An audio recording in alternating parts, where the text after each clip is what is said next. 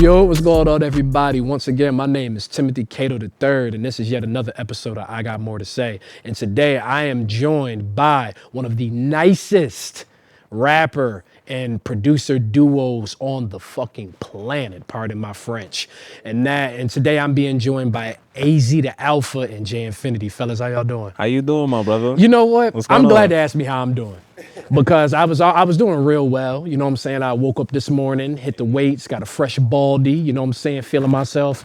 And today these gentlemen came through and they are the first ever on I Got More to Say to bless Mr. Cato III. That's hard. You know what I'm saying, with a nice gift. That's you know hard. what I'm saying? I'm not really a big drinker, but when I do drink, you know what I'm saying, I do enjoy, you know what I'm saying, my Patron, my tequila. You know what I'm saying, Patron being one of my favorites. So I'm doing really well, fellas. That's for the family and the guests, and you know what I'm saying? Nah, I appreciate that little special, you know what I mean? Thank you. You know what I'm saying? We ain't gonna turn this into drink champs quite yet. Shout out Nori and, you know, DJ EFN, shout out all of them. But nah, I definitely want to make sure that I tell you guys thank you for this. Truly heartwarming, and I appreciate this gift. So all the future guests on I Got More to Say, take notes. Take notes. Cato likes gifts. For sure. I ain't gonna lie, that makes us the legendary ones. That's For how sure. You know. Yeah, that's how we know. Yes, first time I had two people. Yeah, and also, just for those of you who don't know what J Infinity is referencing, we shot an original episode back on December 15th of 2023. Technical difficulties happened. By the grace of God, these young men were able to come back up and, you know what I'm saying, come kick it with they player partner. That's a fact. So, you know. And you got the King Fold on your sweater. Oh, for sure. I like that message that you sending in. Yeah, I like that. I'm glad you said that. Another shameless self-promotion. Dear friend of mine, Jordan Pierre, this is his brand. You know what I'm saying? So make sure that y'all go get the voice by Jordan Pierre. Link will be in the description for this video. So make sure that y'all go cop yours when y'all can. Yes, sir. But fellas, again, thank y'all for being here. You know what I'm saying? AZ, thank you for making the trip all the way from the floors. I appreciate you for having me, big bro. No problem at Big all. Brooklyn. And J Infinity, of course, thank you for making the trip all the way from Auburn. You know what I'm saying? Upstate. You know what I'm saying? We got to keep the ties close. Man, you guys, today we talking about, it was Under God, the newest EP. From AZ the Alpha and J Infinity. Because originally at first, this was supposed to be a album. Y'all was going to put out a full 12 tracks, if I'm not mistaken. Word. Y'all was going to put out a full 12, 15 tracks, but y'all decided to repackage it as an EP. But before we even get into why y'all decided to repackage it as an EP, just because this is technically y'all first time here, talk to me, either one of y'all, both of y'all, talk to me about how this producer duo came to be. Because this has been something in the works. Y'all releasing your first project soon, sometime, you know, I'll take it within this year. But y'all have been working since 2018, 2019. So how did this come about? Since like 2019, I say. So at least from my recollection, I feel like I have a artist friend, shout out Cato vocalist. For sure. Shout out Kamal, Big Oswego gang. Big Oswego gang. Kamal was able to connect us. He put me onto this really dope producer that he had. Somehow that connection was made. And then I ended up meeting Jake, I think, when I came up here. I don't know what I came up here for, if I was up here still in school. I can't remember. Nah, you were graduated. You were with SOAR that day. Word. So I had just come to... See, I met during COVID. Word. Yeah. Maybe a little after. A year after, actually. Fact. So 2021. 2021, yeah. Okay, cool. Yep. All right. So I had came up here. I linked with a SOAR. Shout out to SOAR. Shout out, homie. I had some beats from Jake.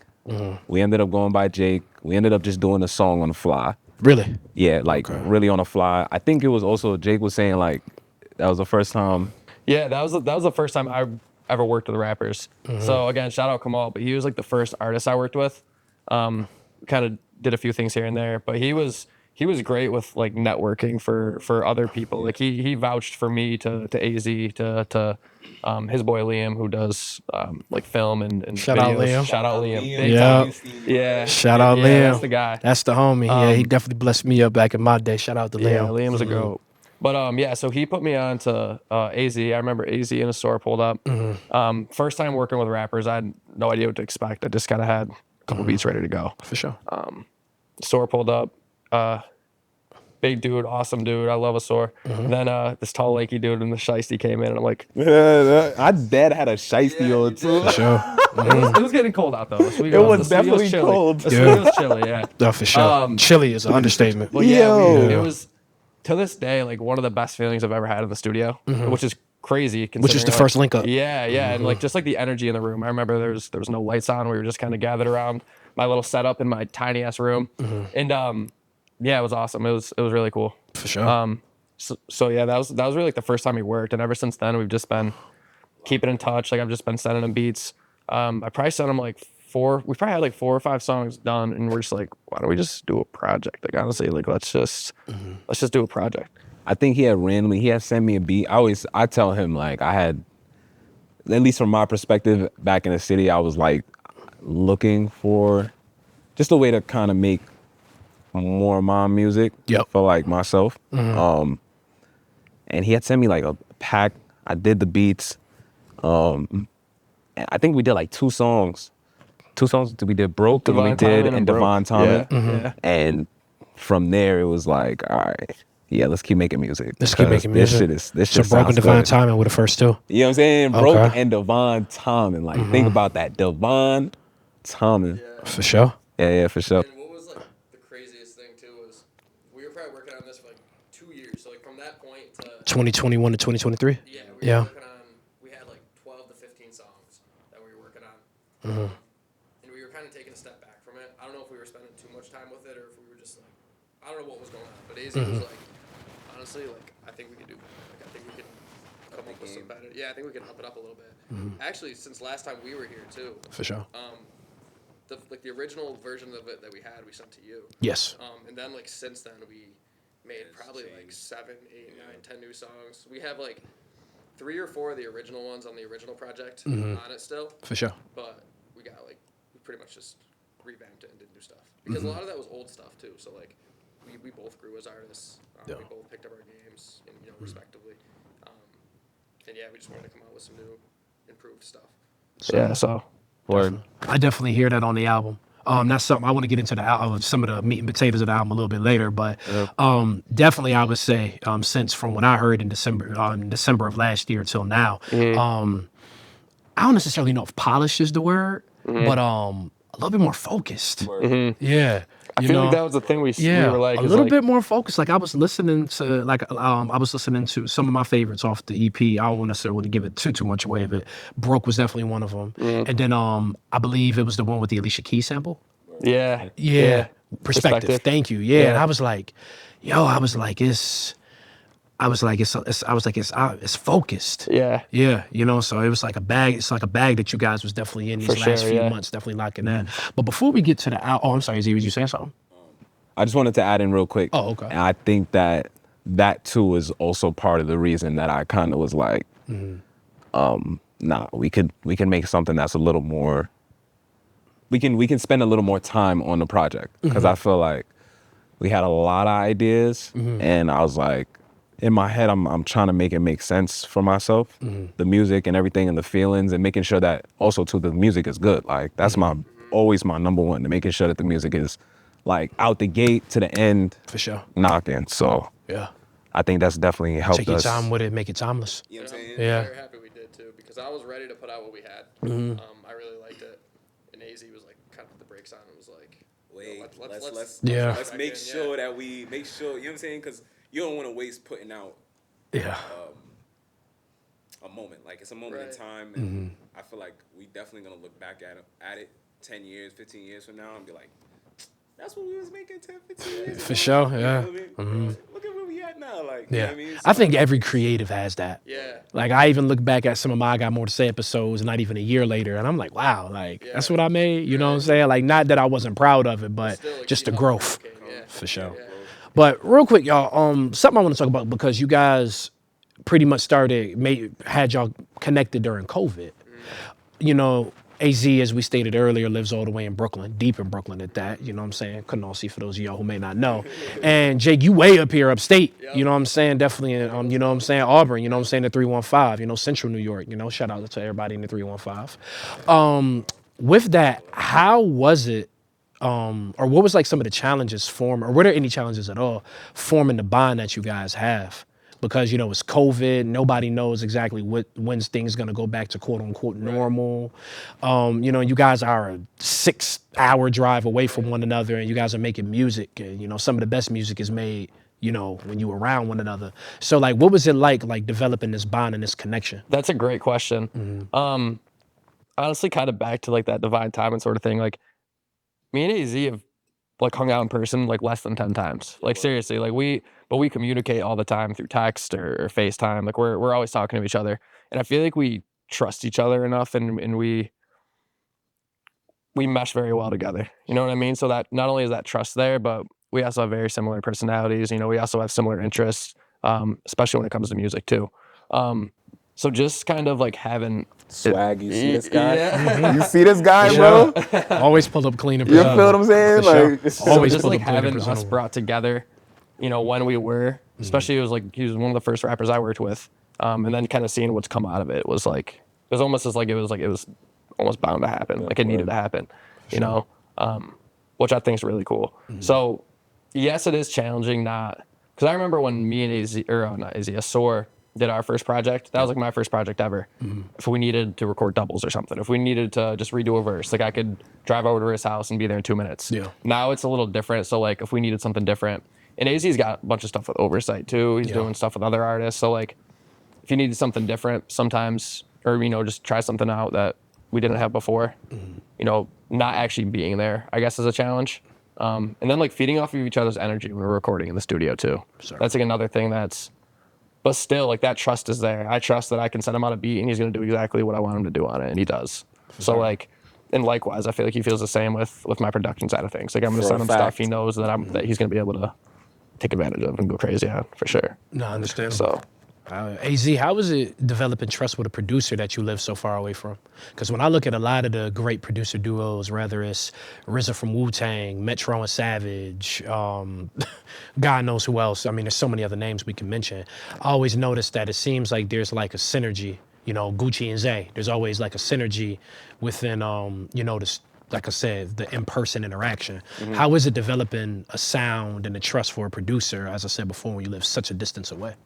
Like, how do you go about that? So I think I think me just like dabbling in music for a little while, because I wouldn't say that. I think around the time that we met, I was a little more seriously doing it. At that point, I was doing it like a little way more seriously than I have in the past.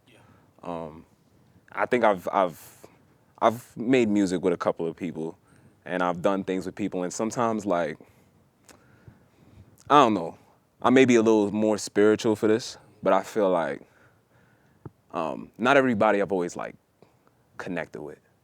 Not to say the music hasn't come out good, but like just in terms of everything outside of that feels, Yeah. you know what I'm saying? And I feel like Sometimes that's music, important. sometimes making music is transactional. Right. It feels a little transactional, Yeah. right? Cool, come do the beat, I meet you, whatever, we go our separate ways. You know what I'm saying? Yeah. Outside of like the people that I make music with now or that I've made with in college or Ovrsight, Jake is like the first person to like really like, nah, I'm jacking everything that you're doing. Like let's make another one. You know what I mean? And that to me is like the belief that he has in me is enough for me to put my trust in him, if that makes sense. I feel like even just from the production, like I said, the production is on point outside of, he doesn't miss. Like at least since he's been sending me beats and I've been hearing music from him, there's nothing that I've gone like, this is not it. Everything I'm like, yeah, this guy is wild and like, almost feels like it was made for me kinda too. Certainly. But like I said, I feel like just that belief in me or just having that confidence in me is enough for me to be like, okay. You feel me? We've even like, feel like even the first time we've linked, I've met people for the first time and it's very awkward. Like, I feel like outside of that little like 5-second awkward, like, yo, you feel me, for the first time, it was like regular, like I've known him forever. You know what I mean? So I think, It's just natural. yeah, Yeah. you get on the phone, the FaceTime with him, it feels like, you know what I mean? Like you talking to like your brother back home. For sure. So I definitely, I was gonna say the Yeah, same thing. Like just the confidence, even if I the haven't talked to belief. him in like a month or whatever, like, you know, it's like no time's fast. Yeah. the music, I think the energy in the music outside of like, there has to be energy between the both of you two. Like it has to be, you know what I mean? In order for it to be what you want it to be. I think if the vibes aren't right, the music isn't gonna come out right. And the music, the progress of the music is gonna stall. There's gonna be bumps in the road. Like, not to say we haven't had bumps in the road and stalls and things like that, but like, in terms of making music outside of Ovrsight, this is the only person I could say that I feel like has been really consistent in terms of getting shit done, getting music out, pushing me, trying to get me to a different place, you know what I mean? And challenging my ideas and just, yeah, getting me to that place to be a better artist. Certainly. So, Nah, I respect it. yeah, Yeah, the energy, man. Yeah, so it's just natural. Yeah, honestly, I can't even, it really is just natural. It's really bro. not even a way to really explain it. It's just natural. Yeah. I you dead- just take the people. I stood by the A train a day when I sent him Broke Tommen, or when he sent me Divine Tommen, he sent me the beat. And I said to myself, I said, yo, this is really feel like some godlike, like a godlike moment, because I've really been asking for just a producer who's like, or somebody who's real, whose love for the music is just as much as mine, is just as dedicated and respects my hunger and wants to grow and shit like that. And here comes this guy out of the blue with all these beats that are like matching all my energy, you know what I mean? And 3 years later, we getting ready to drop a And 3 years later, we about to drop, you know what I mean? So, long story short. Nah, for sure. Real quick, y'all, just because, AZ, you mentioned, that when he sent you that beat that it was God, like the title of the album is called Under God. Let's get into that. Under God, that's, I think it's self-explanatory. But what was the meaning behind this title? Like, what was the inspiration? What was the vision? You want me to go? I feel like we could, I think we ultimately have the same vision, but I think it also means, it could mean different things to us, so you can definitely. I don't want to give too much away, and I definitely want to leave a lot of it up to interpretation for the listener. For sure. But to me, the main thing is where we are now is we're kind of from like an underdog position. Like we are working from a point of just pure hunger, pure love for what we do, and we really just want to get music out to show the world who we are. Certainly. And with that, I think the idea that you can do anything under God, or whether that be God, whether that's faith in anything like that, yourself, whether that's faith in I don't know what you believe in, but personally, yeah, like my faith in God, if I'm doing what I got to do every day to get closer to where I got to go, it's just naturally going to happen. It's going to happen as long as I'm progressing and as long as I have that faith and I'm doing what I got to do to get to where I got to go. It's only natural. It's going to happen. So yeah, like it kind of a mix of both ideas. Like, we're underdogs currently, but under God, we could achieve anything through God. Yeah. Yeah, and I definitely get that theme that you spoke on the album, because as I said before, I mean, as AZ said, when you sent him with some of the beats, I mean, he said it was God-like.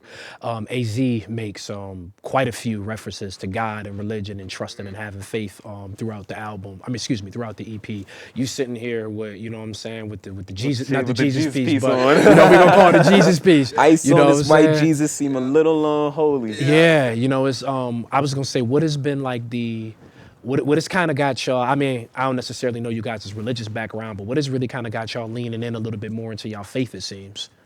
Is there something going on within life or something like that? Honestly, this year, it's interesting because when I was young, I was a lot more faithful, I guess, when I was a kid. Like, and I think that was just from my family. And you go outside, they you bring get me to influence. church, they're doing this, that, and the third. But as kind of my teen years in high school, I was kind of growing away from it. You go outside and you get influenced. Yeah, and then this year, I graduated college. I'm starting to work in my career now, and it's like, I don't know, you have a lot more time to reflect and grow on yourself. And I started praying every day. I drive a lot for my job, so like I have a ton of time in the car. That's usually when I pray, like beginning of the day. But it's awesome because my biggest takeaway from it is like I'm able to like reflect on all my blessings, good or bad. I thank God for my challenges too. If something's rough, like I'm very grateful for that because I'm going to be coming out stronger. Sometimes I got to ask for strength to get through that, but ultimately that strength's coming through yourself. You know what I mean? And yes, you got to have faith in God to give you that strength to do that, but you got to have a lot of faith in yourself too. For sure. Because we're not put on this world to wait for things to happen to us. We got to go get them. But having that strength to do something like that. And I'm kind of going off on a tangent, but I really wanted to like reflect on my blessings, and I really wanted to reflect on the challenges that have been brought into my life and figure out a way to get to where I got to go. and kind of like having that time to talk to God every day and just to kind of reflect on those things just makes things that much more clear, for sure. He's hitting. I'm gonna be honest with y'all. I'm gonna say. I always say I'm gonna be honest, so I'm not gonna lie like I'm not an honest person. But I think I would say Jake also heavily pushed the idea of turning it into turning the album concept about God a little bit, and just in terms of like some of the songs we were coming up with and some of the titles and things like that. I had originally wanted to name it Underdogs, like the superhero. Yeah. That's what I was thinking about. But I think the whole under God perspective also makes a lot of sense in terms of just songs like Divine Timing and the moments that I had and being connected to Jake and how we've made the music, and just like you said, the challenges that we've had to deal with, like me having to take a 5-hour bus trip or him having to drive down 5 hours for a little weekend and doing 100 things in like a weekend, or just getting on the phone and trying to knock songs out. I think with all that, I think God has played a role in definitely getting us to this point. And the music itself, like, you know what I mean? I think religion is heavily a part of my background as well. Certainly. I can't say that I am very religious, but my parents more so than anything. I haven't been to church in a little while. I ain't gonna lie to you. But you know, that also being said, I make time. I try to make my time to pray. I try to make my time to reflect. For sure. And I think this whole process has been very divine. It hasn't really been like forced. And I think a lot of the things that I've done up until this point in my life have been felt much like that. Like it doesn't feel, or let me just say the things that I feel like I forced have never really worked out. When I've kind of just sat back and just let it happen. Let God work in your life. Yeah. Here I am. You know what I mean? For sure. So still an underdog, but under God. For sure. If that makes sense. That's dope. And I feel like that underdog theme is more of like a stronger theme in the project. Like, don't get me wrong, the project is not like a Christian album. No, It's not like at all. Not at all. No, very not far at from all. it. The for God sure. theme is kind of like a loose Yeah. overcast on the whole Word. thing. It's you hear a lot more of the underdog themes throughout it. Like we're both very hungry. We're both, trying our, AZ's rapping like crazy, rapping circles around the beat. And I'm trying to keep everything kind of moving and changing with the beat too. So like we're very hungry on it. We're really trying to prove ourselves on it. But I guess the main idea is like even underdogs could win under God. You know what I mean? Like so like even That's like dope. yeah, so like with faith in each other and with faith in the men above, you know what I mean? Like we can do whatever we got to do if we're focused and get closer to where we got to go. Certainly. So yeah. Nah. I think also too, my fault, just to jump in, just to add in to what you're saying. I think too, a lot of the songs, not to say like you're saying, it plays loosely on that concept of God and those concepts, religion. But I think a lot of the themes actually like really do honestly apply to just understanding yourself and trying to become the best version of yourself, which I think would ultimately be like, we try to live in the image of God or try to live up to his image as much as we possibly can. Not that we can, but I think that you have to go through some of the things that we talk about on that album, and you have to start processing some of those things and have those moments in order to achieve true or higher self, if that makes sense, or achieve the best version of yourself. Certainly. So I think the album definitely touches on some things that I keep saying album.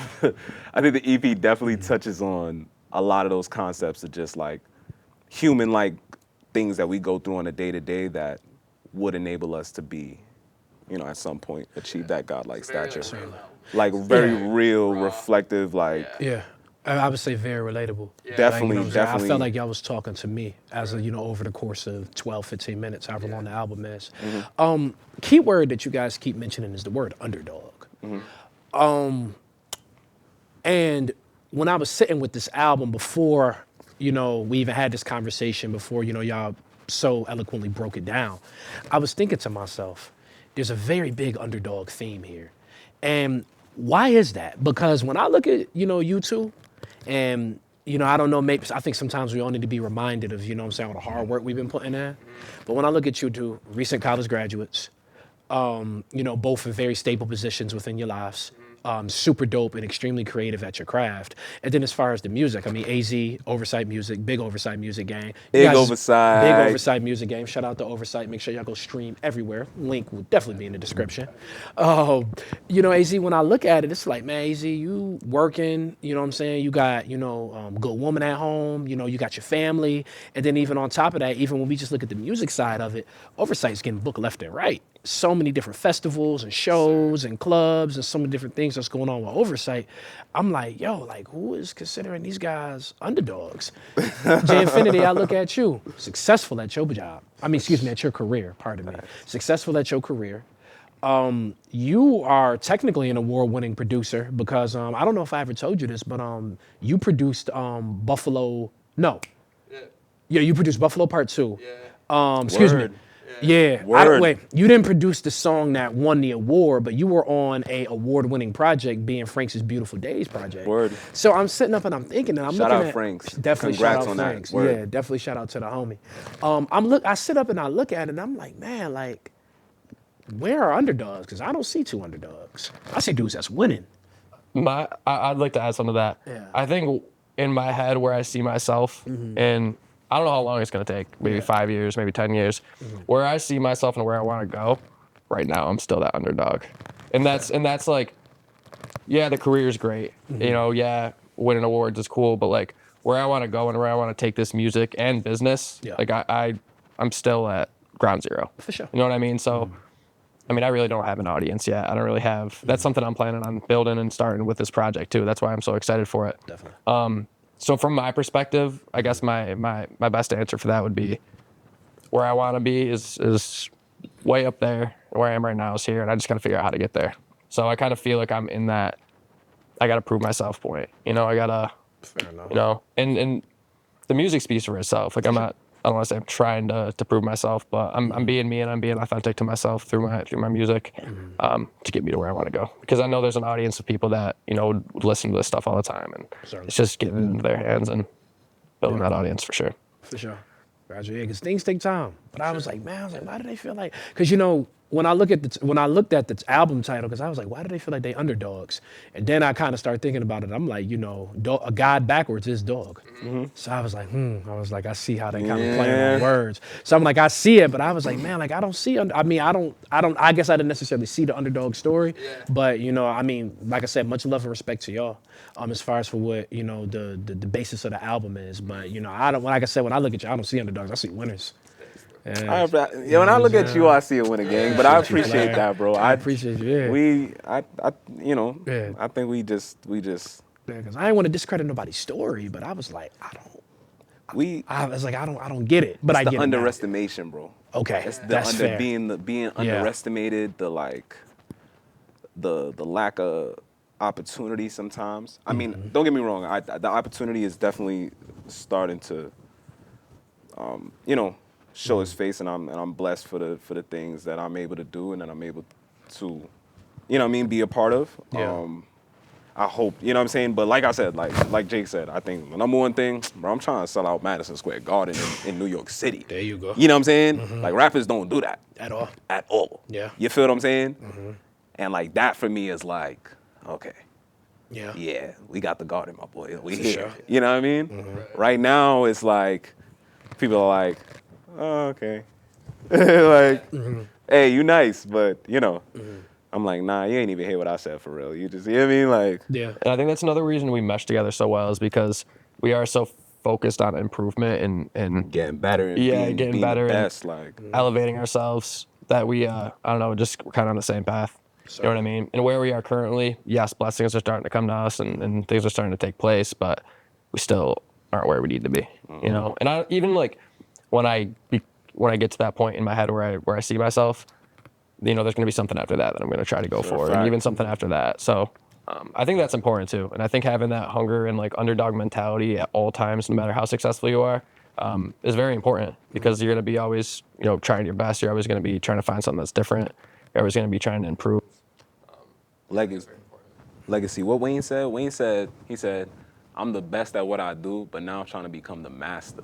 I want to be a master rap artist. I said, I felt that, man. Yo, I felt that when he said that. He said, I still rap every day like I'm still, Like the renters do. you know what I'm saying? Like the Yeah. renters do. I'm still in there every single day Yeah. making music because I want to be the master at what I do. You know what I mean? If you consider me the best, well, whatever's better than the best, I'm achieving. That's what we looking at. Like, And side note, Wayne, if you ever see this, yo, bro, you was a master years ago, yo. What?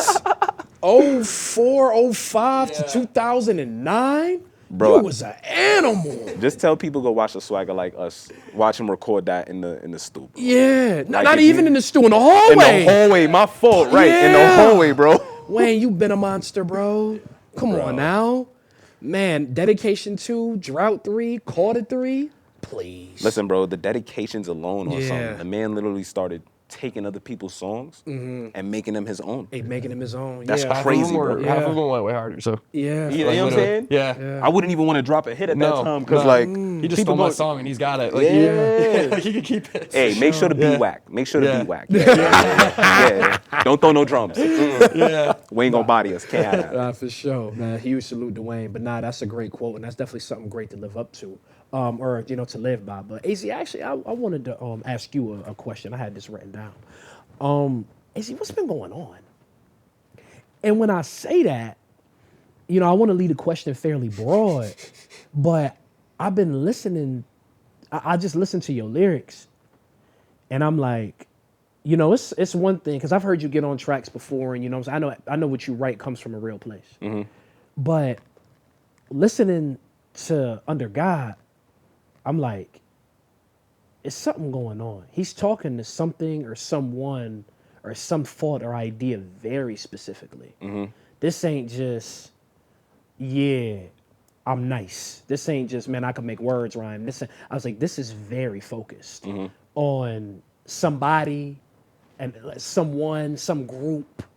Like, what's been going on, AZ? Because in the song, and it don't necessarily it's something. Because, you mentioned, you had a line, I believe, on news. I forgot what song it was, but you said that, news kills. And you mentioned things such as having anxiety. You mentioned being like, feeling like, people's coming for your neck. Like it's a lot of themes on here where it's like, man, it's like AZ against the world. So what has been going on? I think I've always made myself like a little lone wolf, to be honest. Yeah. Not to say that I don't have good people around me. Like, sure. you know what I'm saying? I have Jake, I have you, appreciate that. I have Ovrsight. For sure. You know what I'm saying? I have amazing people around me. I think though, one thing that I've understood about getting older and becoming a man is that like, and this might not be entirely true, but I feel like as you grow, you tend to have to deal with a lot of things on your own. So even for you guys and you start your own families, I don't know what your futures are like, but just as I'm getting older and I'm starting to understand, okay, why I can't just get angry and curse out the customer, or I can't just lash out and, you know what I'm saying? You have to be in control of your emotions, your feelings, your Words, your mindset, the way you act. your thoughts. You know what I'm saying? Because it literally affects not even just the way you look, but it affects your family, might affect opportunities, it might affect just everything overall. And I think I'm a very passionate person about a lot of things. And sometimes that passion, not sometimes, it definitely gets a lot of feedback. Sometimes not a lot of people are able to deal with it, you know what I'm saying? Which again, like I said, I'm thankful for you guys and being able to receive me in the way that you do. But I think like a lot of it is just reflection, bro. Like I'm just noticing the world from a different perspective. I'm trying to get a little more mature in my mindset. Yeah. And being okay with, I think that too, I'm trying to be okay with a lot of things. So whether it's like somebody that's hurt me or something that I've lost or someone that I lost or a moment in time, I feel like I've never had the space for me to like address it. Yeah. And the music is the best space, or it's the best space for me to figure out how to address it the way that I want to. So I think that's really where that comes from. A lot of it is not like, it may be like one line specifically that's directed at something or someone specifically. The song overall, but it also there are lessons in a lot of it. Like if you like I try to speak from a lot of like I said, reflection. It may sound angry, but a lot of it is just me reflecting on and understanding why. Like, okay, like yeah, you was angry here, or you was mad at this, or this person did you wrong, but we have bigger things to achieve. For sure. Or there's a reason why you went through this. You know what I mean? You wouldn't be who you are. You wouldn't have the mindset that you have now without going through those things. So I respect it, you know, because I was like, yeah, because I was like, yo, I was like, something. Word. I'm good. I'm dead. Like, Yeah. And I wasn't meaning from a place of concern. No. But And like on broke, you know, you say, you know what I'm saying, one day you're gonna have to pay to get next to me.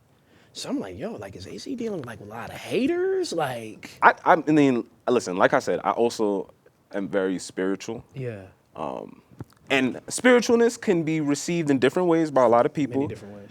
And I don't know, for me personally, sometimes I do feel a little oddball out. You know, again, lone wolf kind of sometimes. Yeah. Not to say that I have haters. I know that, like I said, I know that there are people who definitely appreciate and love me for who I am. And, but I do think that in this music too, there's a lot of space for that. Yeah. And I don't let it get past me that like, I've been in spaces with other people where I feel like I try my best to be as genuine as possible. Cause like I said, my business at the end of the day, even if it is music business, my business at the end of the day is making great music and making, you know what I mean? That's what my goal is at the end of the day. And I feel like sometimes, you know, in the music industry, it definitely breeds there's a lot of, especially rap, builds a lot of aggression, a lot of animosity, a lot of negative energy. So I think music is the best space for me to like get it off in a healthy way, and also in a very like kind of healing myself. You know what I'm saying? I don't want to walk around those things. I'm sorry. I feel like there's a lot of disregard, especially in the guitar positions too. I mean, Oversight's starting to get booked like crazy, which is awesome. But like, especially like to the general audience, or you know, your everyday listener, if you're not with Drake, or if you don't have a hit song out, like People aren't paying yeah, attention to they're you. not paying attention, They're and- brushing and, you off. You know, whenever you tell them what you're gonna do or what you're planning to do, oh okay, yeah, sure, you got that, yeah, sure. So like that's something that I feel like I see too, and like it really just kind of lets a fire under you. You know Yeah. what I mean, and I think the lone wolf mentality, not mentality, I literally, if people were in my shoes and you live my life every day, you'd understand how or where that comes from. But I also understand that I may be in a position where like, maybe I have to be the one because I can. You know what I'm saying? Maybe I can handle things a little better than somebody else can. And I'm supposed to be able to just keep going so that they have something to look to. You know what I mean? Sure. Maybe it's just not gonna bother me as much and I'm able to learn from whatever it is, and you know what I mean? It's all about, at this point in my life, bro, everything is growth, peace, positivity, love, like no matter how dark it sounds, or how it may come off as like, okay, well, this person you may feel like a little feedback, like I'm getting a little negative feedback. There's always like, we just trying to prove a point and be like, get that respect, I think. Definitely want that respect. Nah, yeah. You know, I could tell that something is like lighting a fire in you. Because as I said before, when I listened to the album, I'm like, yo, he is sharper. He's more direct. He's more precise. That's Jason. You know what I'm saying? Oh, That's word. J. Tom. He a That's J. dangerous, Tom? yo, bro. Being around Okay. that man is a dangerous dude. You feel me? Shout out J. Tom. sure. That's a dangerous guy. All right. I've been waiting. Yeah, I can't be spitting no, excuse my language, no bullshit around Jason. I ain't gonna lie. And you know, I'm so glad you said that, man, because J-Tom I've been listening to the songs, and you know, he sent me different things time to time. But the last song that y'all just put out, Up in it? Up in It. I called Jason on the phone when I heard that verse. I was like, yo, bro. Yo, bro. I was like, what's going on? Mind you, bro, I think I did yeah. the first verse on some like, Yeah. I think we did the song a little while ago, and I did it on some. And he did his verse after I had done my verse already. I think we were just working on it one day. Yeah. And I'm like, Yeah. what's going on, gang? Like, I said, hold on. I called All right, him. my fault. I can't afford to be, Yeah. I can't afford to just be like, you know what I mean? Especially when I'm around so much Yeah. greatness, bro. Like, so much. I think that too, being around the greatness and seeing it in so many, the people that I have around me, and us not being where I feel like we should be, especially with all the things that come out into the world today, especially in music. You feel me? Because a lot of us are I want to say 2000s, 90s babies. Like, we grew up on a lot of old school music. Like, you know what I mean? We come, our love for this is in a passionate kind of state. Not to say that we don't agree with the music today, that we don't have love for the music and things like that today, but there's a lot of BS in the mix that's getting appreciated and loved. And it's like, bro, you have artists, you have people like Jay Infinity making the production that he has. You have Nico making the production that he has. Jason rapping the way that he does. And it's like, are y'all not Paying attention. y'all not hearing this? Like, you know what I'm saying? It almost feels like y'all are hating. You know what I mean? Because it's like, I don't receive that, but it almost feels like that. Because it's like, are y'all not hearing this? Because even I'll take me out the equation. Forget me for a second, bro. Like I said, it's greatness everywhere I look, bro. Like, you know what I mean? Bro, Jay just played me some beats in the car, bro, and I'm sitting there like, God damn, I suck. I got to get my shit up. Like, you know what I mean? Like, but real shit though. Like, I know it's like, you know, I mean, I'm making a joke or whatever, but real shit though. Like, you know what I mean? Like, the people around, I literally sit around and I'm like, bro, like, this motherfuckers are talented, bro. Like, sure. you know what I mean? Talented and passionate, bro. Yeah, and the fact that people ain't And really the fact that we're just like, it almost feels like, being overlooked. Yeah. Oh, no, everybody else isn't listening to him, so Yeah. you know what I'm saying? yeah. I think, bro, I think this stuff, this is the type of stuff that should be getting played. Cause you know what I mean? I'm very, very hypercritical, very, very critical, bro. For sure. Especially of myself, the stuff that I do, and I'm like, no, this stuff is tough. Like, I listen back to some of the songs and I'm like, bro, this shit is tough. For sure. In the most humble way. Yeah. But yeah, bro, I don't know. It's just a lot of talent around me, and I've seen that for so long. I think I'm feeding off of that. And it's translating to that pen. Jake, I had a couple questions for you. Jake, actually, I want to get a very difficult question out the way. And when I ask this question, I don't mean it with no disrespect intended, but I Got More to Say has featured a lot more white people recently. And, you know, I'm not a racist person. I'm not no prejudiced person. And thank you, Blair. And, you know, I've been seeing a lot of comments from some of the, because, you know, this is a platform that we do for, you know, like I said, black music and culture is what we centered around. And I've been getting a lot of negative comments about when I feature people like Zach G. Shout out Zach G. Actually, he's somebody I need to put y'all in connection with. And, you know, Dr. Forshaw, who was on here, who was an Oswego professor, one of the most brilliant musical minds. Shout out to Dr. Shout out Juliet Big Bro. Forshaw. Oh my God. What are you talking about? What you said? Dr. Juliet Forshaw. You be Big Sis? Big Sis. Shout out Yeah, Big okay, Sis. I'm My getting ready fault. to say. I was thinking about, you know what I'm thinking about. Damn what? Big Bro. Dr. That Dr. man. M. Dr. Oh, M. Dr. M. Definitely shout out Dr. M. too. That man. Yes, for sure. But anyways, J Infinity. And I just noticed so many comments.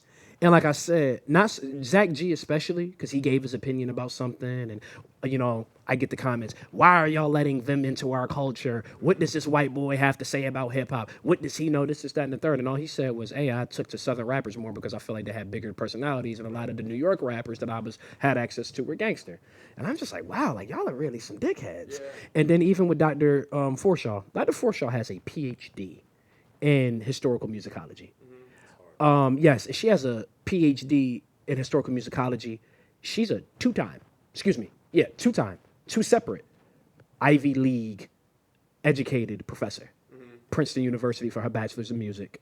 And her master's, she has a master's in some kind of like psychological aspect with music, and then has a PhD in something else when it comes to music from Columbia.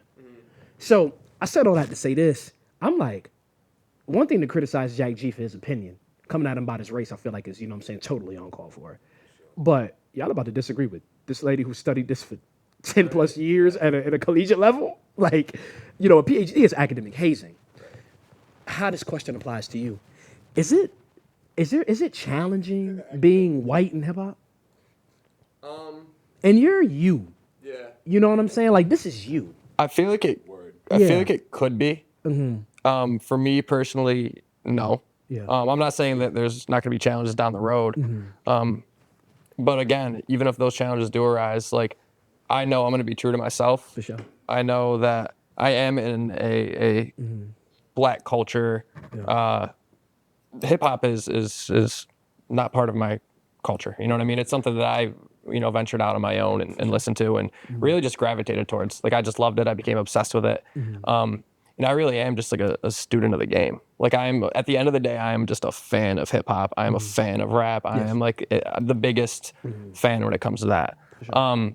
So that and being true to myself. Like I'm not gonna pretend to be somebody I'm not. I'm not gonna because I think that's where people start poking holes in you and kind of doing stuff like that.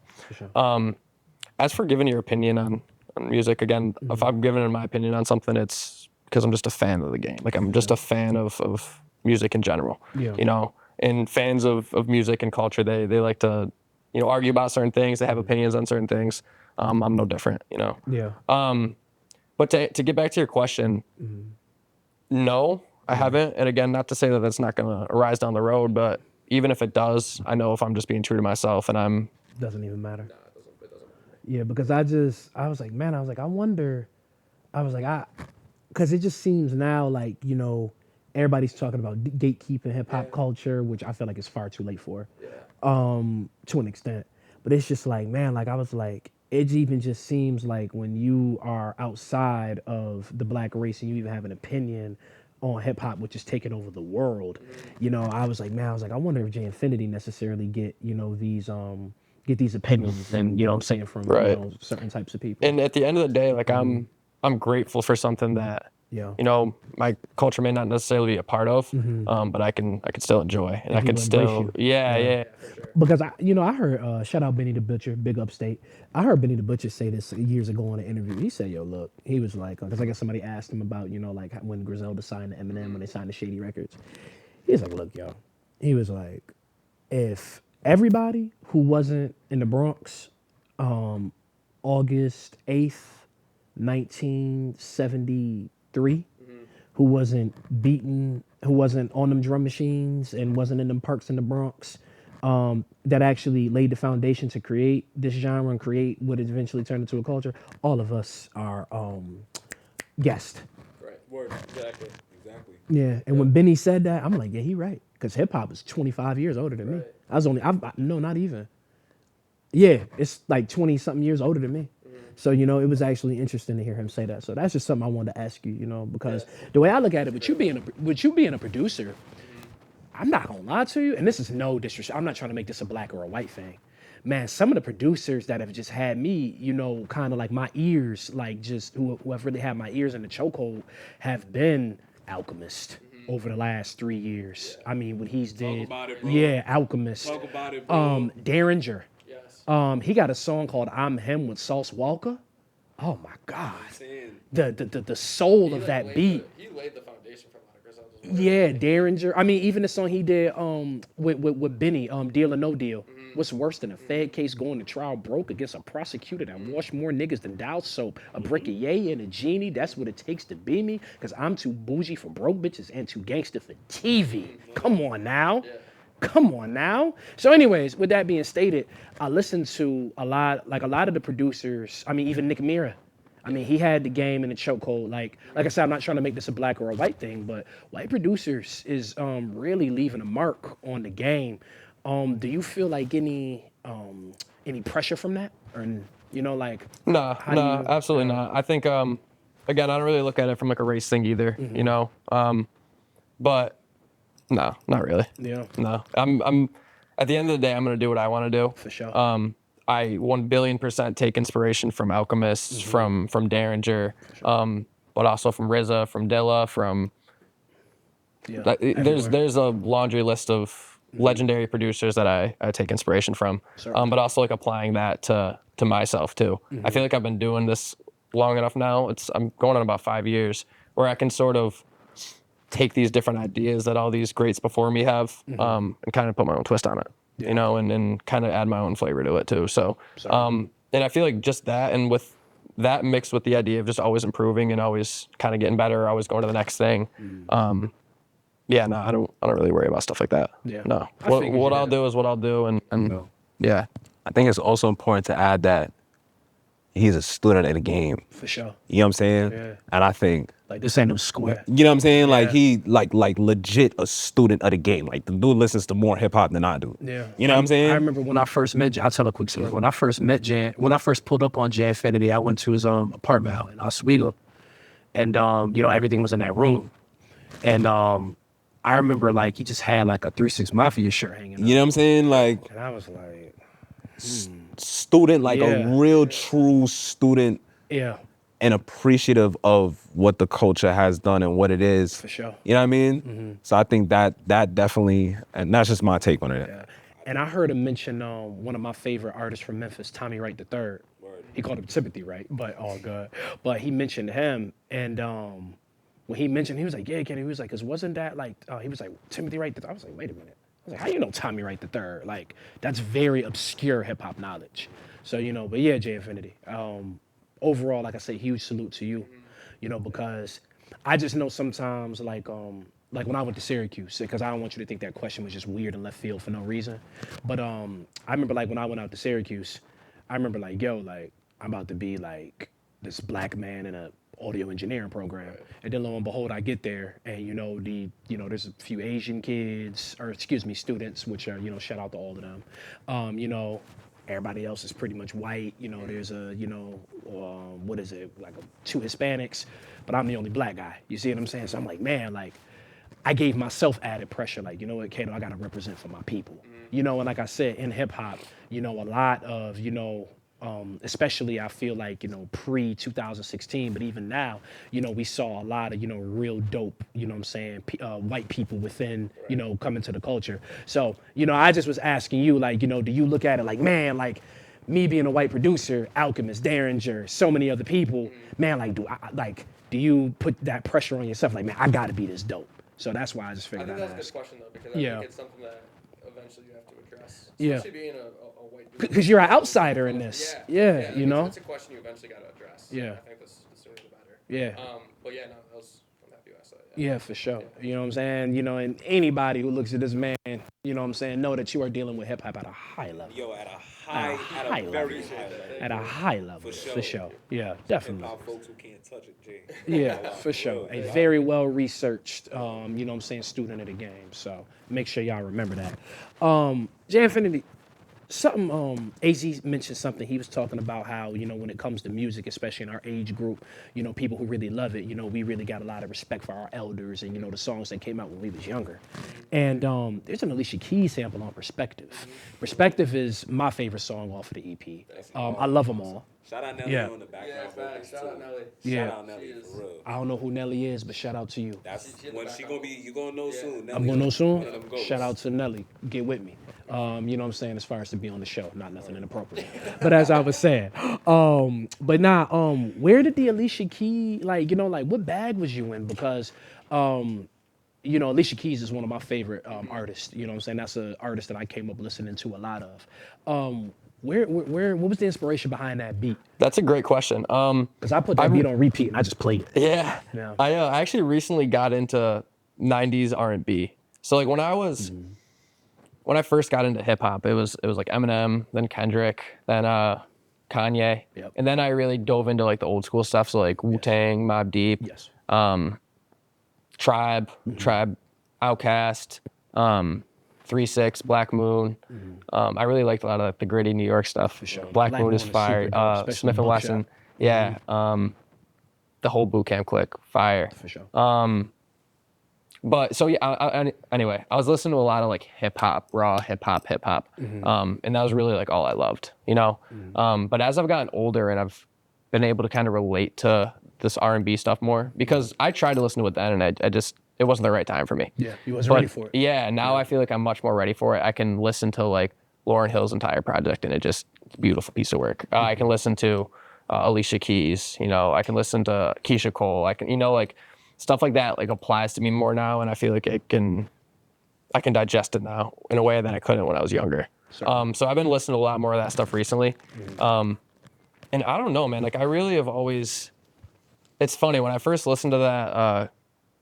You don't know my name, or I didn't know that was like a Kanye sample right away. I didn't know, like, and then once I found that out, I'm like, oh, that makes sense. But I just really loved that. Even that original sample for that song is phenomenal. Like the song Kanye used to sample that Alicia Keys song, You Don't Know My Name. And so I kind of like wanted to take that same route with Perspective. And I actually I used the same part that they used, and the chops are a little differently, but I used the sample, and then I actually used the Alicia Keys a cappella on top of that. And then Crafty. yeah, so then I know what's his name? Foggy Raw just did like a song on the same beat. And I've been hearing kind of like the beats kind of been, it was all over TikTok. It was kind of getting popular. And I'm not really on TikTok. That's something I gotta do more. I feel like an old dude, but I really don't like, yeah. And like, it was one of those like heart drop feelings when you're like, yo, check this song out. You know, when you're like, you find a song, you love it, and you're like, yo, check this song out, and you play it for your boys. You're like, oh, this is that one TikTok song. Yeah, for you're sure. like, great. That's kind of how I originally felt when I had that beat done. Like I was like, I love this beat. This is awesome. Like even like with the switch up at the end, I'm like, I love it. And then I was playing it for some of my boys, and they're like, oh yeah, that's the beat that's on TikTok. I'm like, all right, well. Ain't it crazy what TikTok has done to music? Yeah. That's the beat that's on TikTok. You Don't Know My Name has like 200, 300, 400 million views on YouTube. And that's what these, what do they call them, millennials? Yeah. That's what you millennials say? This is the beat from TikTok? Yeah. You know, oh God, what TikTok has done to just overall music knowledge. Absolutely insane. Like I remember a couple Project Pat songs have gotten real big. You know, Project Pat, for those of you who don't know, is Cato's favorite rapper. And you know, I would see like his songs have gotten real big over the course on TikTok. People are like, oh yeah, like, and they'll see me listen to it because I listen to Project Pat probably almost every day, and they'd be like, oh yeah, this is a song from TikTok, and I'll have to educate them. I have to educate them like, no, this is Project Pat. You see what I'm saying? I know what I just figured out the other day? Holla at me. International Players Anthem was originally Project Pat. Yes, it was. I did not know. Pimp C heard it from prison. Yeah. Yeah, Pimp C was sitting, he was doing his 4-year bid for, I don't know if he violated probation, and I don't want to get into all the nooks and crannies behind it, but Pimp C was locked up. Yeah. And DJ Paul did the beat for Project Pat, and Project Pat did Choose You over the Willie Hutch sample. Because, you know, Willie Hutch is like, he's like real big when it comes to like a lot of like playing music, like pimping music. And DJ Paul, Pimp C heard it in prison. And Pimp C was like, he was like, yo, I want that beat. He was like, yo, like, nah, Project Pat already got that, whatever. And Pimp C, you know, Pimp C, just his personality. He's like, I don't give a fuck, we gonna use it again. And International Players Anthem, he actually told Paul not to change it. But Paul according to him, he tweaked it just a little bit. You know what I'm saying? So the Project Pat one's definitely got like that old, gritty Metro Memphis sound. Yeah. Nah, definitely. But yeah, that song, was originally Pat's. You know. That's crazy. I just learned that like 3 days ago. Yeah, for sure. But J Infinity, one last question I had for you is, like I said, I heard originally what you guys had for the full album, and now, like I said, I'm hearing what you guys have for Under God. And what is working on your craft look like these past year? Not even year. I probably would say 6 months. What is working on your craft look like? Because as I said, I've noticed a lot more dynamic beat switches. You know, it's a little bit more trap infused. But yet it's still, you know, there's a lot more like snippets and interludes, and, you know, you really is stepping into a new when it comes to a producer. You know, there's a big difference between being a beat maker and being a producer. You know, there's rules to this game. And, you know, for me, it seems like you're a little bit more involved as a producer now. Like, what is looking at your craft, what is working on your craft been like these last 6 months? Like, the growth is like exponential. It's funny you say that because when I graduated college, so I was living in Oswego for like 2 years. Shout out to Oswego. And every single day, like 12 hours a day, I was working on music, like nonstop, every single day. Yep. Wake up, work on music, skip a couple classes, then maybe go to one because I can't skip anymore, come back and work on music. Then people come over and we're recording all night. Like all day I was working on music. And I finally, I kind of got to a point where like I was burnt out, Yep. but I was just so used to doing that I just kept working on music 12 hours a day, 12 hours a day, 12 hours a day. And didn't really give myself that break to like kind of evolve, you know? So once I graduated, I started working. I'm a financial advisor now, and that is a lot of work. Like that's 10, 12-hour days of work alone. But I'll do that, and then I'll come home from work and I got a fraction of the time I had, maybe 2-3 hours. Yeah. But knowing that I have that much less time, and I've had all day to just like get excited to make music later, I feel like it kind of gives me that necessary break to evolve my sound and to try new things out. Another thing, just listening to new music too. That wasn't like I was always working on music, so I was never listening to music in college. Whereas now I'm listening to so much different types of music, I can take inspiration from different things too. And I've really just been expanding what I listen to. Whether that be even like house music. Like I listen to some Daft Punk. Something as crazy as like JPEG Mafia. You know, he's like crazy. Super weird, abstract rap. I've really just been trying to listen to as much different stuff as possible that I like and trying to apply different ideas to what I do. So to answer your question, kind of giving myself a rest or a break and really only working on things for a certain amount of hours a day, fraction of what I used to, and listening and expanding my taste and my sound has definitely contributed to a lot of newer sounds that I've been making. Definitely. For sure. I can hear it in the production. And I'm really trying to focus on how I make my beats too. So like, especially for this project, I was doing a lot of sample stuff, and I start with sample. I find some nice pockets that I like, some nice chops, throw some drums on it, and then go from there, and then build it from there. Maybe if there's a switch here, maybe there's like a B section, whatever. Yeah. But now I've really been focusing on how I make the beats. So some of the stuff I was playing him on the way up, I'm working on like a string of solo projects, and I've been starting with the drums on those. I'll start with the drums, then I'll start, maybe I'll add like a weird bass in, then I'll maybe just add like a really simple, not necessarily melody, but something that builds to the beat. So I've been changing like my process for how I make stuff too. Really just trying to find new stuff, new ways of doing things, and staying hungry. No, that's what's up, yeah. As I said before, I'm glad to see sampling over the course of like the last like 4 or 5 years. It's kind of made a return. I don't feel like it really left hip hop, but I would say probably between like the real kind of like takeoff of like, trap sound kind of being like the mainstream impact it had, even to probably around like the Brooklyn drill era. You know what I'm saying? It was like samples was like so far and few between. I felt like, like really hearing people really get creative with samples and yeah.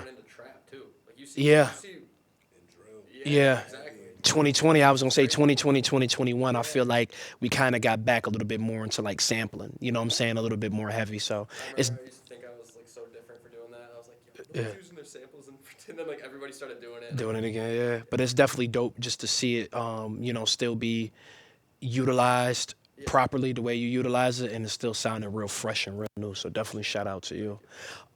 Fellas, last question for the both of you. I guess as far as regarding the album. One thing that I hear a lot when it comes to hip hop is now, hip hop is getting fingers pointed at it for so many negative aspects of Black culture, especially, but you know what I'm saying, just life in general, and especially relationships. We always hear it, rapper baby mamas, of course, it has to be pluralized, and this, that, and the third, and hip hop doesn't promote, healthy Black love, and whatever. And I guess to a certain extent, I can understand because when this has been going on for a very long time within hip hop, some of the more. Some of it may seem very misogynistic, or some of it may just flat out be very misogynistic. But, we oftentimes see like, I feel like within hip hop, they always try to point the finger like, rappers just, aren't good partners and this, that, and the third, or entertainers in general. But with y'all are in happy relationships. What role does love play in you guys' like workflow, creativity, things of that nature?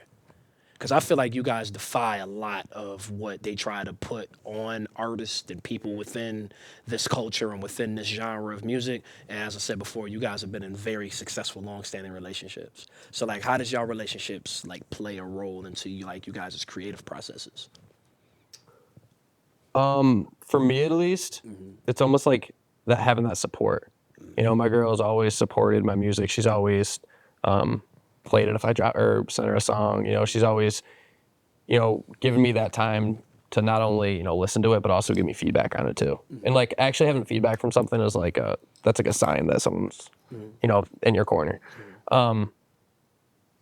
Really having that support, that feedback, but also completely unrelated from music, it gives you different life experiences too. Because, you know, especially my girlfriend that I'm with now, like I haven't felt that way about somebody before too. So like getting that extra experience in life and, you know, even having that time to, you know, just relax with her, hang out with her and, you know, watch a movie, you know, it's good for your mind. You know what I mean? It's good for your mental health, you know, having somebody in your corner that, you know, you can spend time with and just relax with and enjoy yourself with is super important. And, you know, obviously having a good mental health is just going to positively relate to whatever you're creating.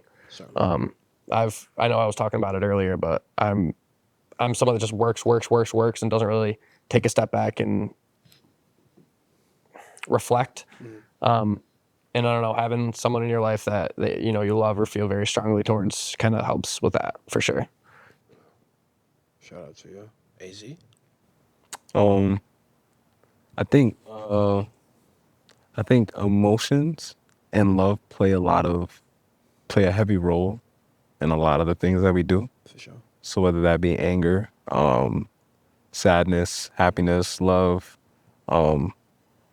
I think emotions play a lot more a role into things than people want to tend to admit or tend to realize. Yeah. And so I feel like I've just been, as I've gotten older and I've being around the people that I'm around and the people that I've seen and the family that I have and things like that, the friends that I have, relationships that I've had, they've all allowed me to grow in some type of way or allowed me to look at life a different way. I feel like even trying to be better, like me growing or healing or choosing to heal or trying to reflect more on things that has happened in my life. Even that is just so that I could be in a more stable position for love and from our relationship and things like that. So I kind of wanted to add to that because that was a fantastic answer, and I 100% agree with it. Like, I don't want to say I was emotionless before, but I was very emotion deprived. Yep. And like I was very just callous. Like I was very, you know, go with the flow. Whatever happens. You know, if you're going through something, oh, sorry, but I'm not there to like emotionally connect with them. word. So yeah, having someone in your life that's kind of like a strong support, it teaches you how to love people. It teaches you how to care for people. It teaches you, you know, since she's been into my life, I've improved my relationships with my family, my friends. You know, if I can make time for her, I can make time for them and improve those relationships too. So I think it's very important to have that feeling of love or to be loved, because then you can just share it with the rest of the world too and improve other areas of your life through that. So yeah, I think having someone to show you how to feel those emotions. And the world is lacking a lot of love. For sure. The world is definitely lacking a lot of love, a lot of emotion. We're very closed off. We're very angry, and we're not talking about it. And I think that in itself causes a lot of problems, a lot of the fights, a lot of the backlash, a lot of the, you know what I mean, a lot of the negative things. And ultimately, toxic shit sound good. You know what I'm saying? Toxic shit sound good. Toxic shit sound good on the music. You know what I'm saying?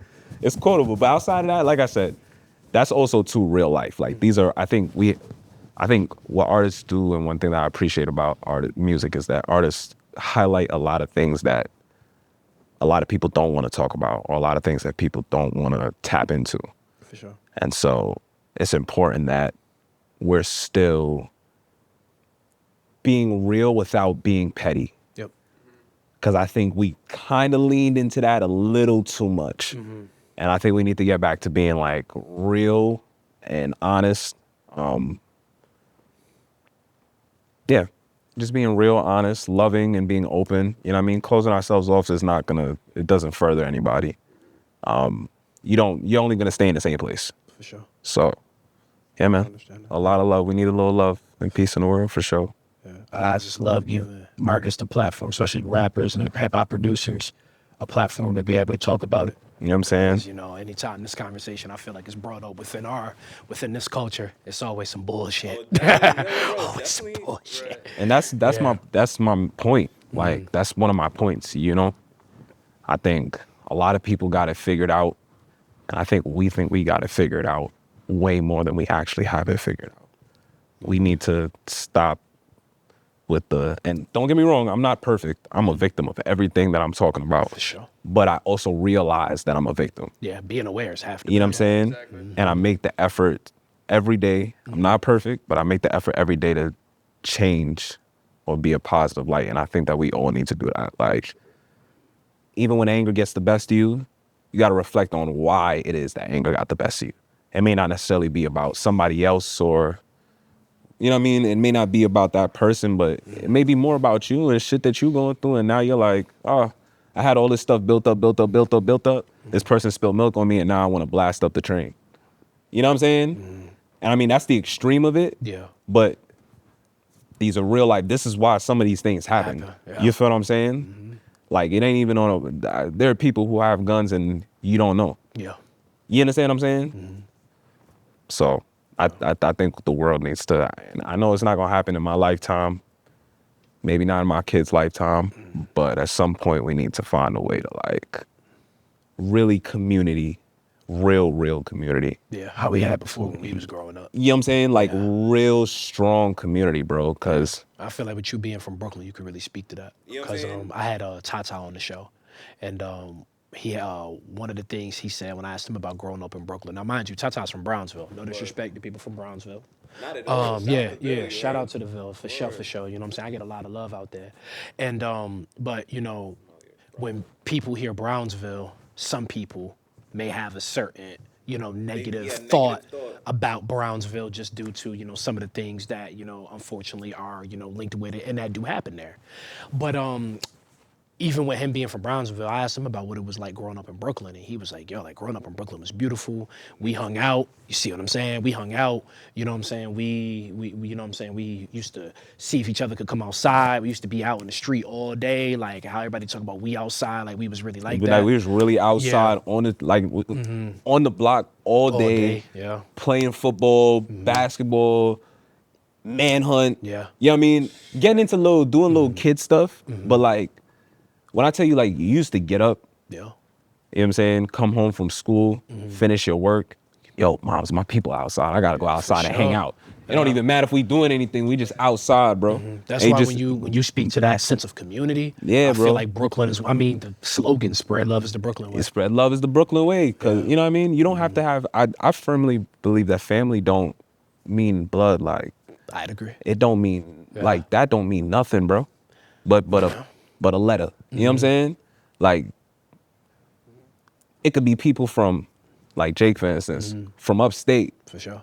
Who's really got your back more than the people. Not to say that the people don't have your back. Don't be paranoid. But if it's that simple for, you know what I'm saying? Me and Jake, like I said, me and Jake don't hang out. We not from the same neighborhoods. We ain't grow up the same way. I mean, there are similarities, but like, we grew up in two. He lives upstate. I live in the city. Like, we've seen different things. You know what I'm saying? We've experienced different things in life.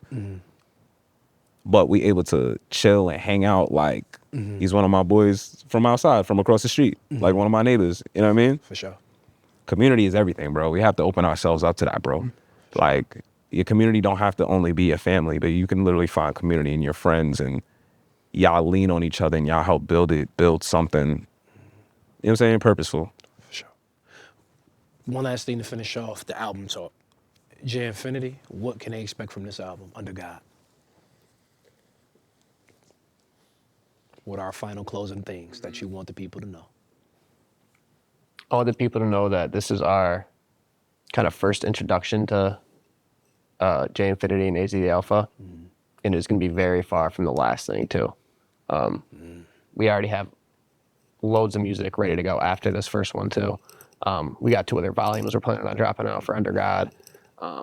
We got music videos. We got a bunch of stuff, all right? But the main takeaway I want you to take from this is you really can do anything that you put your mind to. You really can accomplish anything that you want to accomplish. I remember because I started producing my freshman year of college. I remember being in high school wanting to do this, and I just never did. And like dreaming of having literally a FL Studio on a laptop. That was like my dream. I was like, that'd be so cool just to even make beats. And now here I am on an interview with you guys are now talking about an album we're dropping, you know? So like, and the most beautiful thing about that is this is just the beginning, you know? So I don't know, it just makes me grateful for the things that have happened, but also grateful for what's to come. And I kind of think this album is a personification of that. You know, the relationship we've had and been working on and the music we've been working on for the past 3-4 years, compared to what's going to be coming out and what's still to come.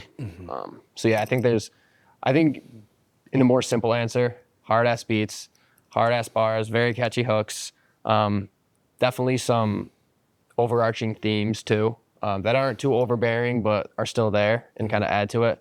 But yeah, just a very solid project with 2 more to follow after that. Yeah. AZ. What do I expect? Yeah, like what? Or what should we expect? Yeah, no. Yeah. Any last words regarding Under God? Yeah, I think good music, passionate music, For sure. enjoyable music, great moments, hopefully some quotable lines, definitely some Quotable lines, too many to count. Several. definitely some great moments that even I, when I was writing the songs, didn't even hear until I was like, wait a second, this happens? I was like, whoa. You know what I'm saying? So yeah, like I said, ultimately just passion, love, good music. Good music, bro. Good music. Genuine chemistry, Genuine chemistry, good music. authenticity to the project. I feel like even to I spend countless hours mixing, but I am not a mixing engineer yet. You know, I'm not one of those goats when it comes to that. But like, even the sounds of like how the mixes sound, like they're gritty. They're kind of, they're not super polished. They're clean. You know, they're clear to listen to, but it's not like your studio quality mixes. Like everything down to the mixes is very like it's underdog like to the T, and like just I think yeah. Great music, man. I'm gonna just say that great music. I feel like take your time, enjoy. You know what I'm saying? Enjoy the music, bro. Like it's great music. Now, with that being said, there's no excuse for y'all not to go out and go stream that album, go buy that EP, go support any way that y'all can. You know what I'm saying? Yes, there's no excuse. For sure. Now, y'all know before I let y'all get up out of here, 2 things, you know what I'm saying? But the first thing we gonna start off, you know I gotta have, you know, I always like to compare. That's something I like to do. AZ, we gonna start with you, Big Brooklyn. AZ, Jay-Z, Big, who you taking? Jay-Z or Big, you Only said? keep one. I can only keep one? You can only keep one. Who you taking?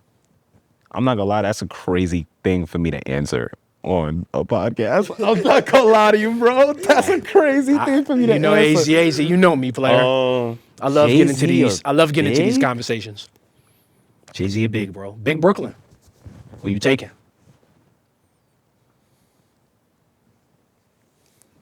I don't know, bro. I'm gonna go.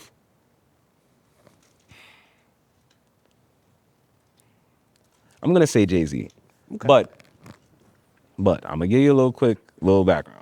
Not a background, but just a little reason for that. The only reason I say Jay-Z is because Jay-Z has been, he's here with us. Rest in peace, Biggie. Yes. But Jay-Z is still here with us, and he's made over what, damn near 11 albums, 12 albums at this point. Something crazy. You know what I'm saying? And like 11 masterpieces. Yeah. You know what I'm saying? Like he's detailed different moments in time that Biggie, unfortunately, is not here to do with us. Yep. And I honestly want to say, like, I love those 2 albums between Ready to Die and Life After Death. Bro, like, those 2 albums are amazing, bro. Flawless.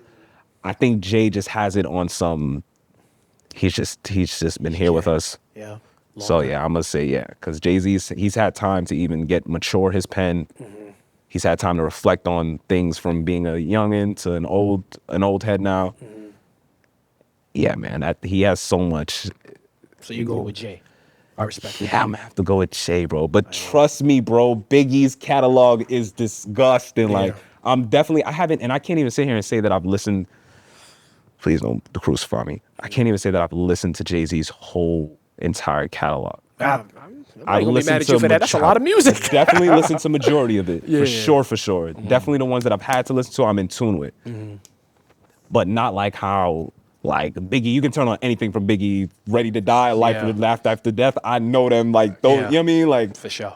what's the song on Ready to Die? Just a few. What's the song with him and his man's, my man's left a tech in my crib, he had to do it Give me the big. loop. Give me the loop? Oh my God. Give me the loop, bro. Wild. You know what I'm saying? Big was out of pocket. I listen to that song like it's a hit song, bro. Yeah. You know what I'm saying? For sure. Yeah, So, Big was going through it in that song. let's just yeah, I mean, Jay got it, but Big Big that. is that. He's J Infinity. my fault. Nah, you all good. You all good. J Infinity.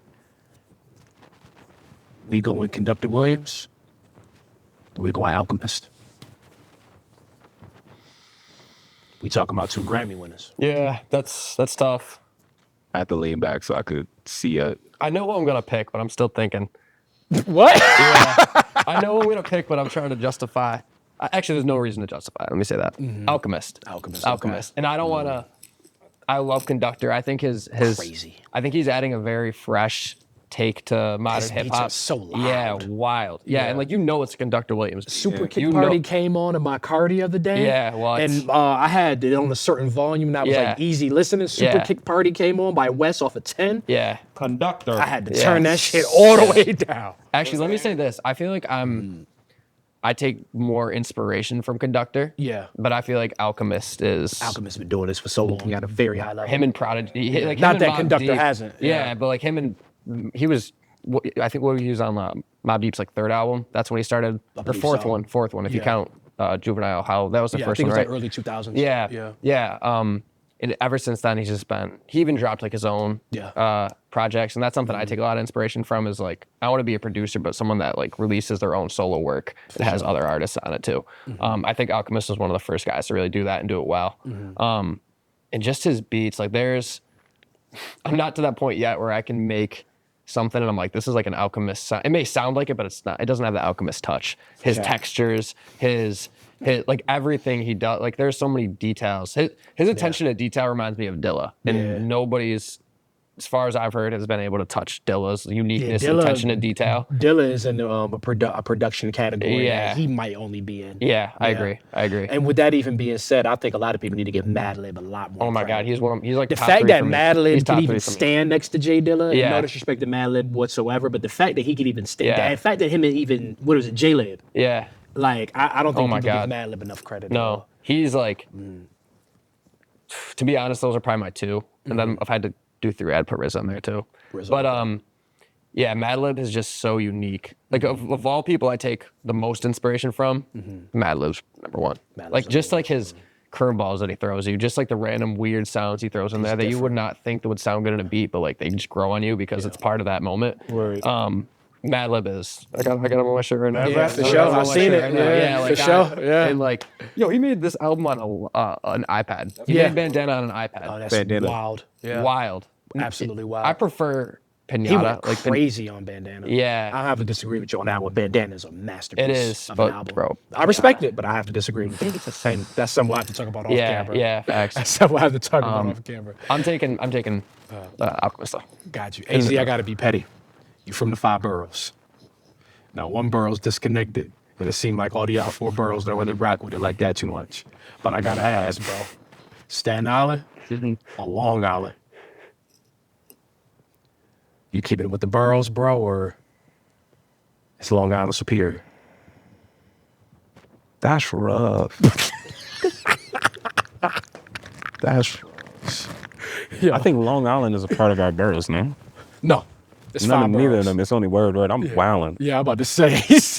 I'm wildin'.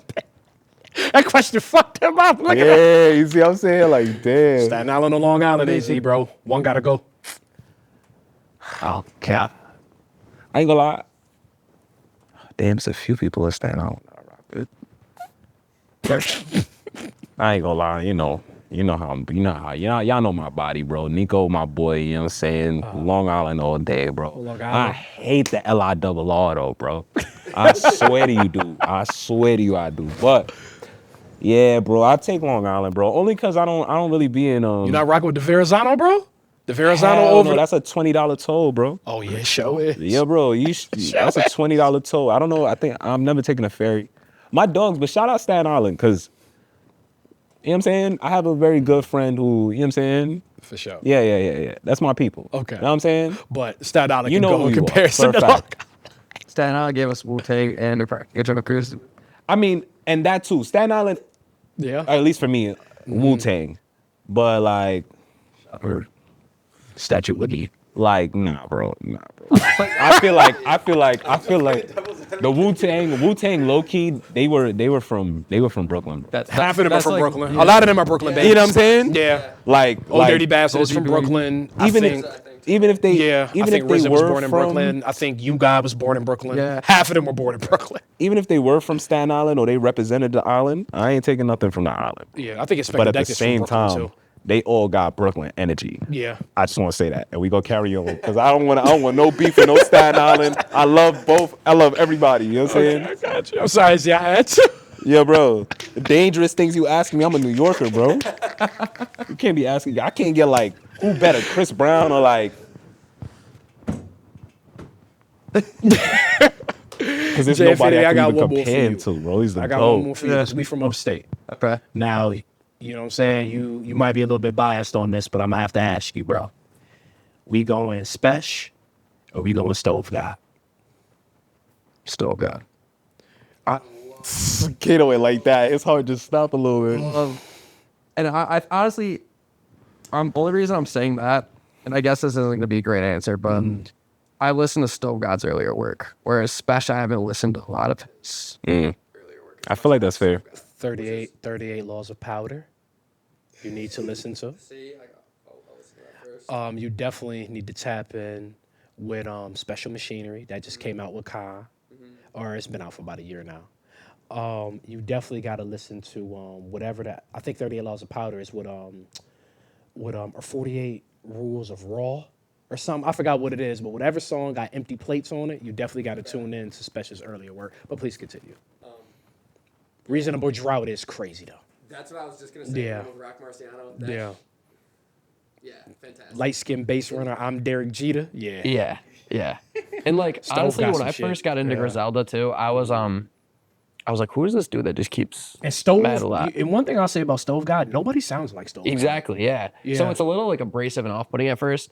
But Yeah, it once you like kind of Yeah. same with Westside too. But Left Yeah. six pure, but our OG Yeah. cut 30. yeah, like it's and his bars are just Yeah. So you going Stove? I'm gonna have to firmly disagree with you, player, but I ain't mad at it. You know what I'm saying? They both super dope. And actually, out of all the collaborations that's been going on within the upstate artist and within the Griselda and the Trust movement and everything like that, Stove, Spesh, y'all are long overdue. Them two on an album needs to happen. So for sure. But y'all, it's about that time because we getting ready to wrap up. For those of you guys who don't know what this segment Boy, be is, this so is put on excited and put for out this. when we rate hip hop fashion. Essentially, I'm gonna be showing AZ the Alpha and you know what I'm saying the GOAT J Infinity, some of various looks from figures within hip hop. If the artist / figure executed to fit properly, it's put on. If they feel like they missed on the fit, they're gonna say put out. Are you two ready? I've been hyped for this ever since we got this organized. I've been hyped for this. Let's go. you alright, bro? Yeah, bro. He's got flashbacks from West. Yeah, I did get a flashback from last time. But let's go, gang. You ready, bro? Yeah, I'm ready. I bet now. You know what I'm saying? Like I said, the flashbacks is about to come crazy. But first off, we starting with Styles P, bro. How we feel about Styles P, bro? That's cool. Yeah, this is cool. Yeah. I can't say put on or put out because it's cool. Nah, bro. You gotta be. I put on. Yeah, I put on. I don't know if I would literally put it on, but I would. It's put on. Put on. But it's That's put what on. I'm- Yeah, it's put on. it's not. calm. It's calm. Yeah. Okay. And I feel like for Styles too, it's like this is him. Yeah, Styles. Yeah, You know what I'm saying? Styles either going. he a fly one too. You know what I'm saying? Yeah. Mm-hmm. He probably got these some steppers too. That look like G-Star on the shirt. That this little neck thing. The babushka. You know what I'm saying? When that was popular for a little while, bro. So I think that's around that time when it was. Yeah. He's got the patent leather. Patent leather boots. They not even regular Timbos. You know what I mean? Styles like that with the fashion. That's what I'm saying. Like, So we it's gonna put put on, on- my boy. Yeah, I could Styles jack is this. hard. That's not G-Star. It's some other brand. Okay. Gentleman? I never heard of them. You want me to put this down here? Yeah, you just put that down there, bro. But that, shout out to Styles P, the Ghost. Next up, Harlem's very own. How you feel about Dapper Dan? Early Dapper Dan.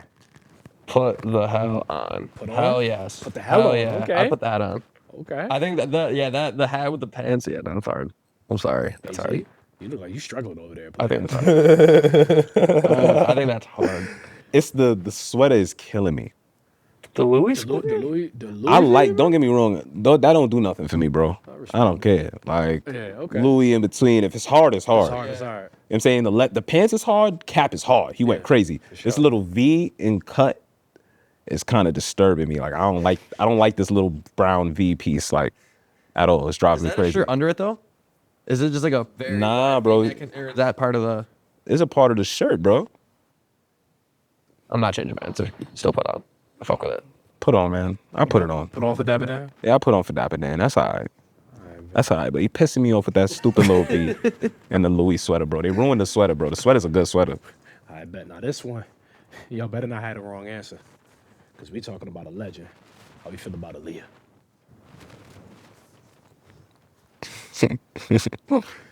She got like this the fit they put on when they go before they get into the ring to box. For sure, yeah. This they be bouncing and then somebody take their A jersey ring off. entrance fit. Nah, literally a ring entrance fit.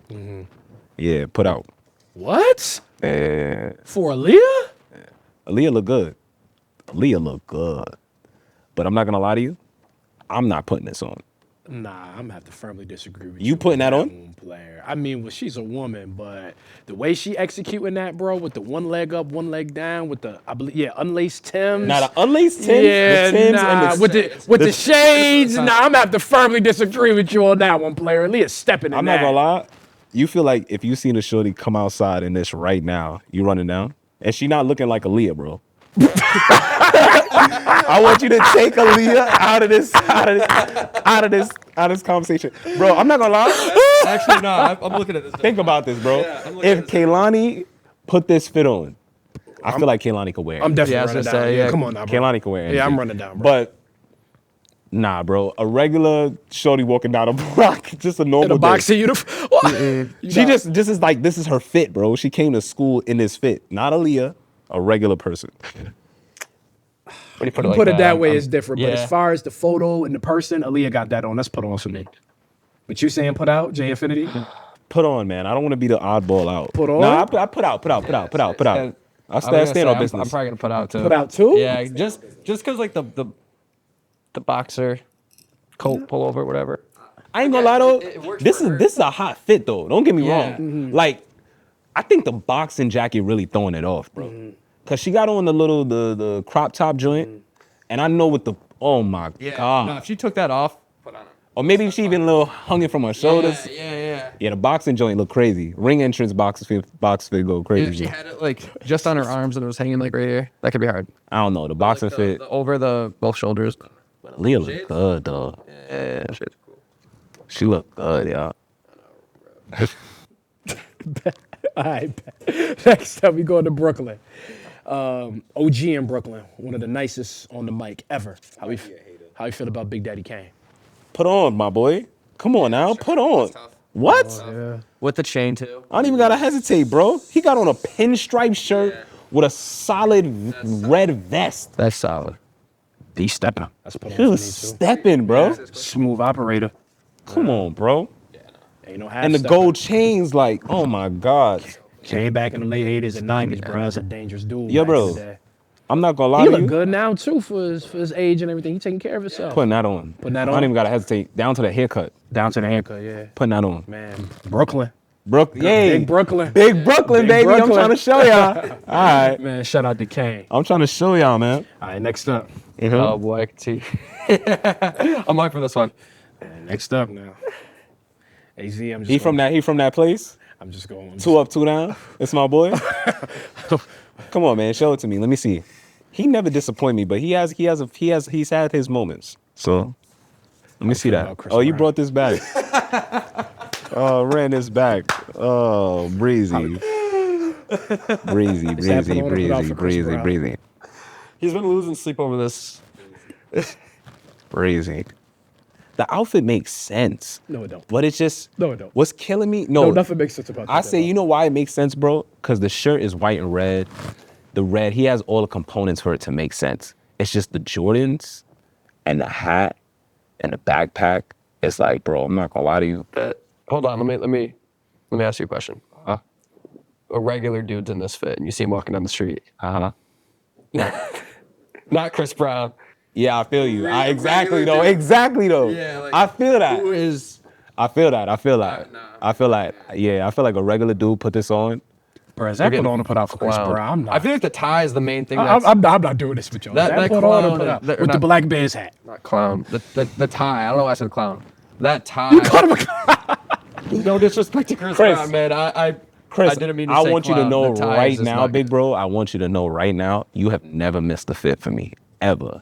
But this right here, big bro, like, I'm not gonna lie to you. I know at some point in my life, we gonna get in the studio, all right? So, you heard it here first, right? When we get in the studio, bro, I'm gonna bring this picture up. And we're gonna talk about this fit. We could fight, we could do whatever you wanna do. You can kick me out your crib, but we're gonna have a conversation about this fit. You know what I'm saying? Because I feel like, me personally, I feel like you didn't choose this fit. And if you did, big bro, well, let me just say they're not touching you now. All right? The way you're stepping now, you stepping like a grown man, all right? They not, you the flyest in the game, gang. This wasn't your day, though. That's why I didn't even, Sony BMI Entertainment Music, I don't even know, was this an award show? Probably. Probably, right? Yeah. I see. I didn't see it. That's why you put this on, right? Yeah. I know you would never. It's all right, Chris. We gonna talk, gang. So let's put out. Yeah, that's put out. I don't even want to say that out loud, bro. Next up, we got to show some of the producers some love since that we got, you know what I'm saying, the legendary J Infinity in the building. Next up, how we feel about Madlib. Hell yeah, put on, easy, The only calm. thing I love about that fit, Madlib is probably somewhere in his 30s or 40s. And I feel like, you know, as you age, you got to be fly in like a real kind of subtle way. And Madlib finesse that shit. I ain't gonna lie, I gotta, when I seen that photo, I kind of remade that fit for sure. Really? Yeah. Yeah, I love Brown too. I think Brown is such a sharp. And he got the sharp shades color. on and then his Yeah, demeanor and yeah. shit. Madlib Yeah. step with This that. is this is a super stepper. This is nice. Yeah, he looks that's good. Absolutely put on. So that's put Put on. on, for yeah, for sure. Put on all sure. around. Yeah, this grown man. Grown man, you know what I mean? Yeah, Like, for sure. word, definitely. He handle business. I would say though, he take that jacket off. All right, but put on. Wait. Let's leave it on there. Wait. He take the jacket off, the fit not gonna hit the same. Facts. Yeah, okay. that jacket. The jacket sells Yeah. that whole fit. Sells that whole fit. But it look good though. It's a good fit. But he take that jacket off, we going, huh? What you got on, big bro? All right, next up. Looking like the Bernstein Bears. I had to let it out, bro. I couldn't help myself. I want y'all to know I got love, bro. This is just my energy, bro. I promise you. Next up, maybe the greatest lyricist of all time. You got a photo of me over there? I like that. Philly's very own. How we feel about Black Thought? Is that put on or put out?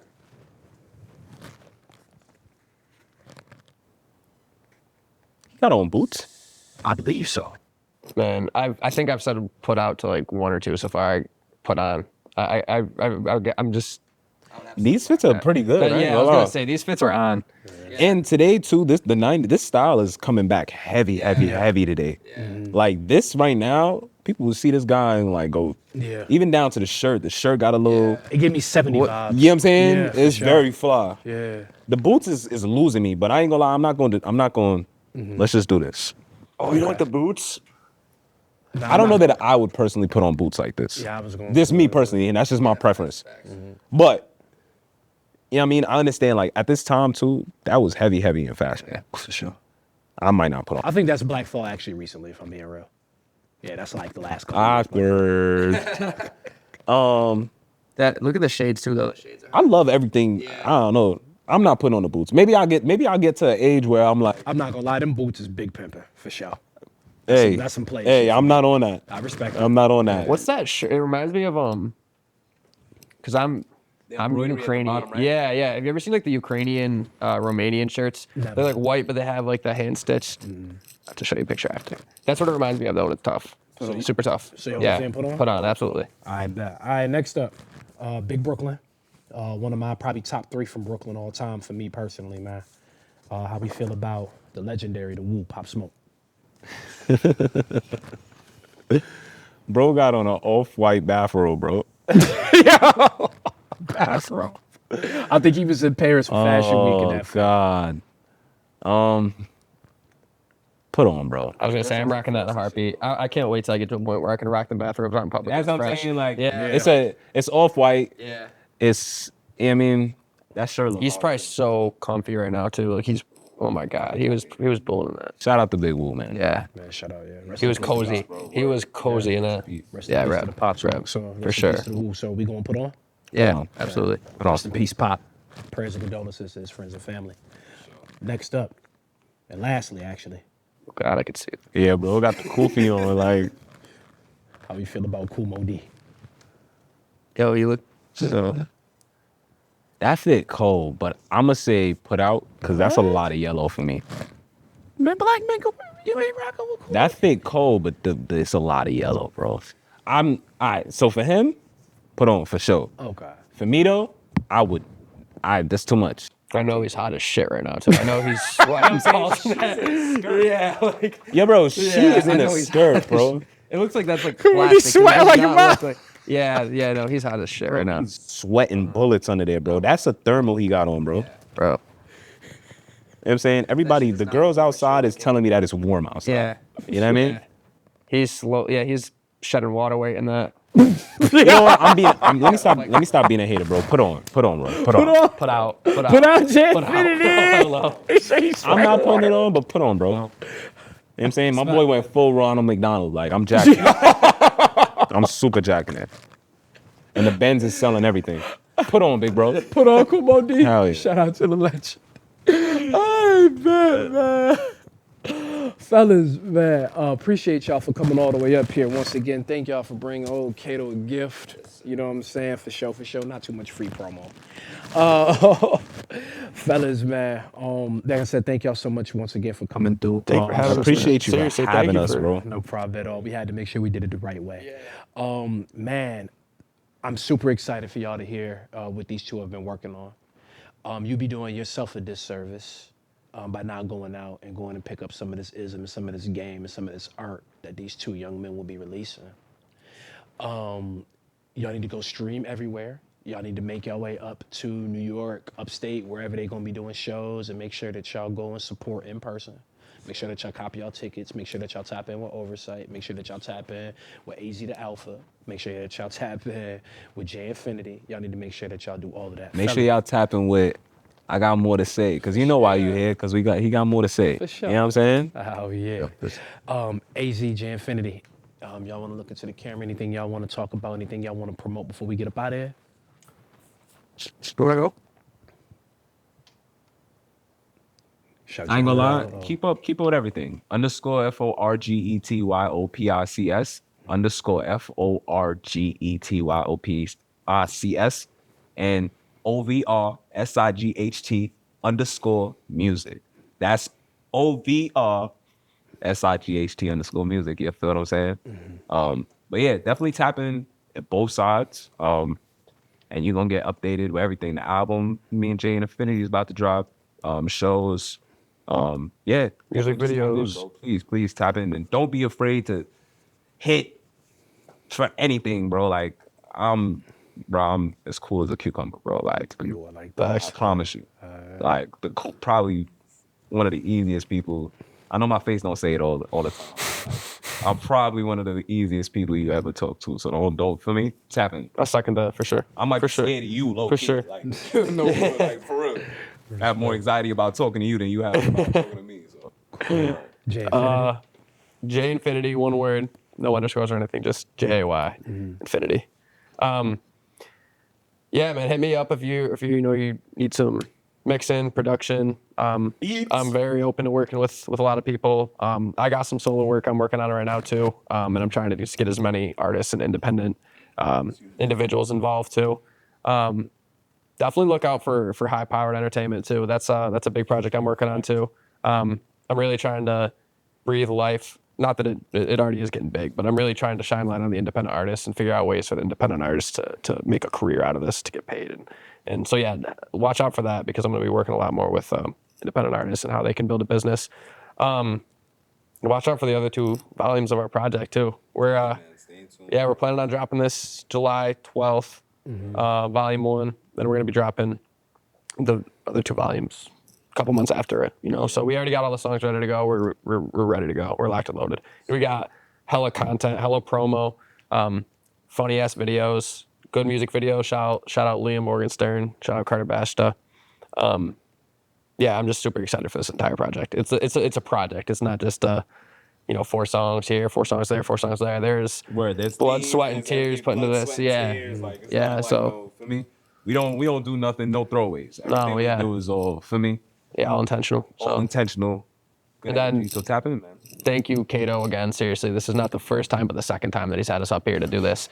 I've never met a dude that's more outgoing, energetic. Like, I'll be talking to this dude, he's like, I got 15 minutes, and we'll have a conversation for 3 hours. Yeah, I'm not gonna lie, bro. Like, but just a very helpful and outgoing dude, man. So I know you're watching it now, but go watch all the old stuff. If you watched it, watch it again. I'm sure there's gems you can learn there too. So support this guy as much as you guys support us. Seriously. So thank you.